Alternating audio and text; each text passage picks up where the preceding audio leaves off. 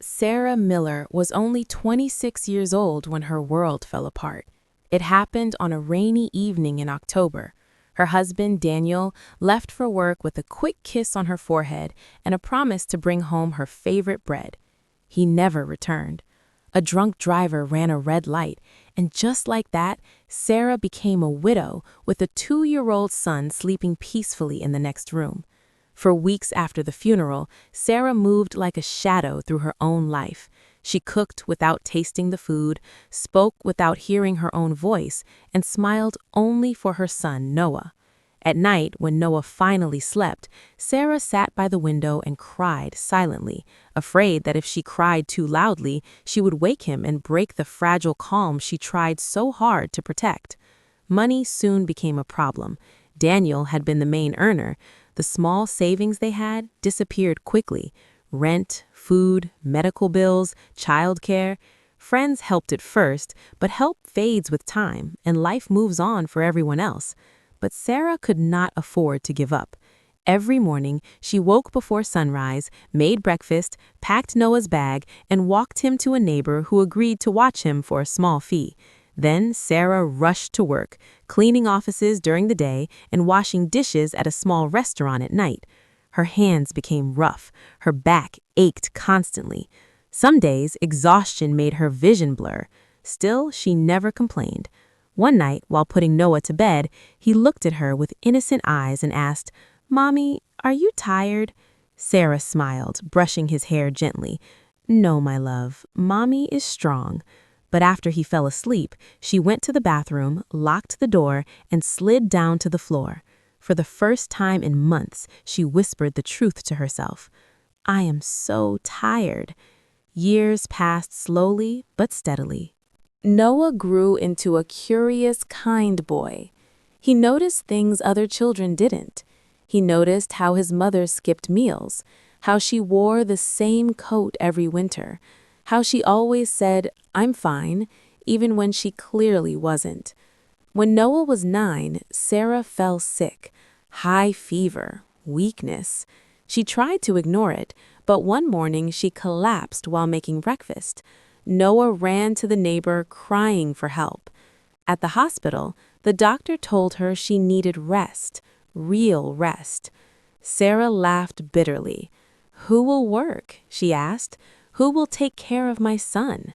That night, Noah sat beside her hospital bed, holding her hand tightly.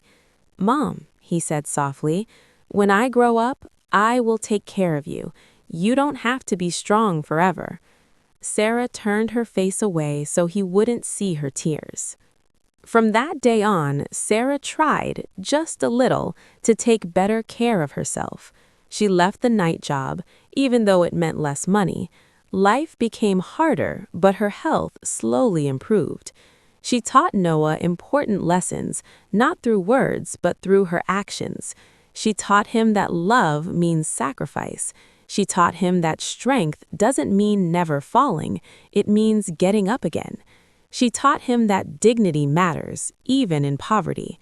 Sometimes Noah asked about his father. Sarah never spoke badly of Daniel, never filled Noah's heart with anger or hate. She told him stories about kindness, honesty, and hard work. "Your father believed in doing the right thing," she said once. "So do I." When Noah turned 17, he got a scholarship to a good university. The letter arrived on a warm summer afternoon. Noah read it twice, then ran into the kitchen where Sarah was peeling potatoes. "Mom," he shouted, "I got it, the scholarship." Sarah froze for a moment. Then she dropped the knife and hugged him tightly. That night after Noah went to sleep, Sarah sat alone at the table and cried. Not from pain, not from exhaustion, but from pride. "All those years," she whispered, "they were worth it." 4 years later, Noah stood in a graduation gown, scanning the crowd. He found her easily, sitting in the front row, wearing a simple dress, her hair touched with gray. When Noah's name was called, he walked across the stage with confidence, but before leaving, he turned to the microphone. I want to dedicate this moment, he said, his voice shaking, to my mother. She raised me alone. She worked until her hands were broken and her heart was tired. Everything I am today is because of her. The audience applauded, but Sarah could barely hear it. Her hands trembled as tears streamed down her face. For the first time in her life, she felt seen. Years later, Sarah sat on a porch watching the sunset. Her hands were older now, lined with stories of struggle and survival. Noah sat beside her, successful, kind, and gentle, everything she had hoped for. "Mom," Noah said, "do you know what real strength is?" Sarah smiled softly. "Tell me." He looked at her with deep respect. Real strength is a mother who keeps going when no one is watching. Sarah leaned back, her heart full. She had not lived an easy life, she had lived a meaningful one, and that was the true power of a mother's strength. Life slowed down for Sarah after Noah's graduation. For the first time in decades, her days were quiet, too quiet. She woke up early out of habit, made tea for two, then smiled sadly when she remembered Noah now lived in another city. The house that once echoed with hurried footsteps and school mornings now held long stretches of silence. Noah called every day. "Did you eat, Mom? Are you taking your medicine? Don't forget to rest." Sarah often laughed at how life had turned upside down. The boy she once carried on her hip was now reminding her how to live. Still, loneliness crept in during the evenings. Sarah would sit by the window, watching the streetlights turn on, remembering the years she spent fighting time itself, always rushing, always worrying. One afternoon, Noah surprised her with a visit. "Pack your things," he said, smiling. "You're coming to stay with me for a while." Sarah hesitated. "Noah, I don't want to be a burden." Noah knelt in front of her, holding her hands gently, the same hands that once wiped his tears and worked endless hours. "You were never a burden," he said softly. "You were my entire world." Living with Noah was different. He worked long hours, but he made time, real time. They ate dinner together, they talked. Sometimes they sat in silence, watching old movies Sarah loved. One evening, Noah brought home a small photo frame. Inside was a faded picture of Sarah holding toddler Noah outside their old apartment. "I found this in a box," he said. "Do you remember this day?" Sarah smiled. "That was the day you refused to walk and made me carry you all the way home." Noah laughed, then grew quiet. "Mom," he said, "did you ever regret your life, all the sacrifices?" Sarah thought carefully before answering. She had never been asked that question before, not honestly. "There were nights," she admitted, "when I was angry at the world, when I felt invisible. But regret?" She shook her head. "No, because every sacrifice became you." Noah swallowed hard. Months later, Sarah's health began to decline again.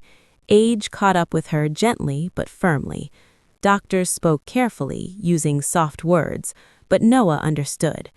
He took time off work. He stayed by her side. One night, as rain tapped against the window, Sarah held Noah's hand. "You know," she said quietly, "I was afraid when your father died. Not of being alone, but of failing you." Noah leaned closer. "You never failed me." Sarah smiled weakly. "I hope I taught you enough." "You taught me everything," he replied. "How to be strong, how to be kind, how to keep going." Tears slipped from Sarah's eyes, not of sadness, but of peace. On a calm morning, as sunlight filled the room, Sarah passed away quietly, her hand resting in Noah's. There was no pain, no fear, only rest. At her funeral, people came, neighbors, old coworkers, people Noah had never met. One by one, they shared stories. She helped me when I had nothing. She worked harder than anyone I knew. She never complained. Noah stood silently, realizing something profound. His mother had been strong not because life was kind, but because she was. Years later, Noah named his daughter Sarah. When she asked him one day, "Daddy, why is Grandma Sarah special?" Noah smiled and replied, "Because she proved that love can survive anything." And in that answer, a mother's strength lived on, unchanged, unbroken, eternal. Little Sarah grew up hearing stories about the grandmother she never met. Every night before bed, Noah would sit beside her and talk about Grandma Sarah, how she woke up before sunrise, how her hands were always tired but warm, how she smiled even when life hurt. "Was she a superhero?" little Sarah once asked. Noah smiled softly. "In real life," he said, "she was stronger than any superhero." As Sarah grew older, she began to understand those stories more deeply. She noticed how her father treated people with patience, honesty, and quiet strength. When life became difficult, Noah never shouted, never ran away. He faced problems the same way his mother once had, steadily, with dignity. But life has a way of testing every generation. When Sarah was 14, Noah lost his job during a company shutdown. The house felt different overnight. Bills piled up, laughter became less frequent. One evening, Sarah found her father sitting silently at the table, holding unpaid notices in his hands. "Dad," she said carefully, "are we going to be okay?" Noah looked at her. The same fear he once had as a child flickered briefly in his eyes. Then he remembered his mother. "Yes," he said firmly, "we are." That night, Noah told Sarah the parts of his mother's story he had never shared before: the exhaustion, the fear, the hunger, the loneliness. She didn't know if things would get better, he said. She just knew she couldn't give up. Sarah listened quietly. From that day on, she changed. She stopped asking for unnecessary things. She studied harder. She helped more. And when Noah apologized for not being able to give her everything, Sarah hugged him tightly. "You already gave me enough," she said. "You gave me strength." Years later, Sarah stood in front of her class on a school stage, holding a microphone with trembling hands. The topic was "The person who inspires me most." "My grandmother," she began, "was a woman who raised a child alone after losing her husband. She worked until her body hurt and loved until her heart was tired. She never became famous, but because of her, I exist. Because of her, my father became the man he is." The room was silent. "She taught us," Sarah continued, "that strength is quiet. It doesn't need applause." Noah sat in the audience, tears filling his eyes. In that moment, he felt his mother's presence more strongly than ever, not as a memory, but as a living force moving through generations. On a peaceful afternoon years later, Noah and Sarah visited a small cemetery. They stood before a simple headstone that read, "Sarah Miller, a loving mother, a woman of strength." Sarah placed fresh flowers at the grave. "I promise," she whispered, "to live a life that honors you." A soft breeze moved through the trees, as if answering her. Noah closed his eyes. A mother's strength, he realized, does not end with death. It becomes courage in her children. It becomes kindness in their choices. It becomes hope, passed quietly from one heart to another. And so a mother's strength continued, not loud, not proud, but eternal. Time moved on as it always does. Little Sarah grew into a confident young woman. She carried her grandmother's name with pride, though she had never felt its weight as deeply as she did on the day she left home for university. Noah stood at the doorway, watching her pack, his heart full of both pride and quiet fear. "Grandma would be proud of you," he said. Sarah smiled. "Everything I am comes from her, and from you." University life was not easy. There were nights when Sarah felt overwhelmed by expectations, by responsibility, by the fear of failure. On those nights, she remembered the stories: a young widow, 2 jobs, a tired smile, a woman who kept going even when no one noticed. If her grandmother could survive that, Sarah told herself, then she could survive this. Years later, Sarah chose to become a social worker. People often asked her why. "Because someone once needed help," she answered simply, "and someone else didn't walk away." She worked with struggling mothers, women carrying children in one arm and fear in the other. Sarah listened to them patiently, never judging, never rushing. She saw her grandmother's reflection in their tired eyes. One afternoon, a young mother held Sarah's hand and said, "I don't think I'm strong enough." Sarah smiled gently. "Neither did my grandmother," she replied, "but she was." When Noah grew old, Sarah moved back home to care for him. The roles reversed once again, just as they had between Noah and his own mother. One quiet evening, Noah sat in his chair, watching the sunset paint the sky in soft orange and gold.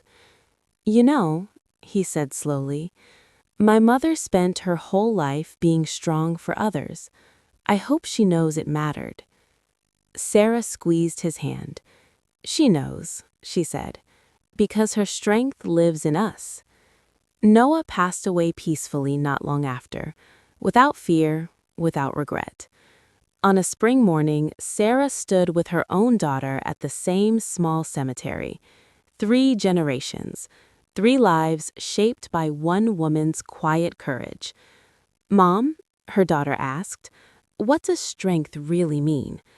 Sarah looked at the headstones, then at the child beside her. "Strength," she said softly, "is loving even when life hurts. It's choosing to stay when leaving would be easier. It's giving hope when you have none left for yourself."